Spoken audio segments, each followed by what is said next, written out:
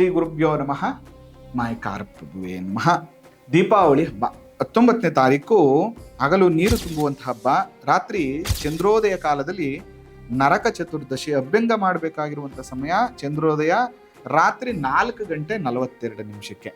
ಇನ್ನು 20ನೇ ತಾರೀಕು ನರಕ ಚತುರ್ದಶಿ ಕೇದಾರೇಶ್ವರ ವ್ರತ ಇರುವಂಥದ್ದು. ಮತ್ತೆ ನೋಡಿ, ನೀವು ಬಹಳ ಮುಖ್ಯವಾಗಿ 20ನೇ ತಾರೀಕು ರಾತ್ರಿಯೇ ಧನಲಕ್ಷ್ಮಿ ಪೂಜೆಯನ್ನು ಮಾಡಬೇಕು, ಮಿಸ್ ಮಾಡಬೇಡಿ.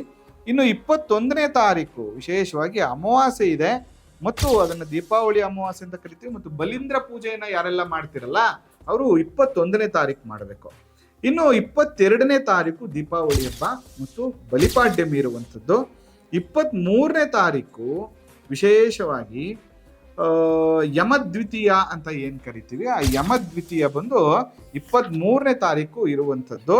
ಅವತ್ತು ದಿನ ಎಲ್ಲ ಸೋದರರು ಸೋದರಿಯರ ಮನೆಗೆ ಹೋಗುವಂತಹ ಹಬ್ಬ. ಇದು ದೀಪಾವಳಿಯ ಹಬ್ಬದ ಸಂಪೂರ್ಣವಾದ ಮಾಹಿತಿ. ಇಷ್ಟ ಆಗಿದೆ ಅಂತ ಭಾವಿಸ್ತೇನೆ. ರೀಲ್ನ ಶೇರ್ ಮಾಡಿ ಮತ್ತು ಸಪೋರ್ಟ್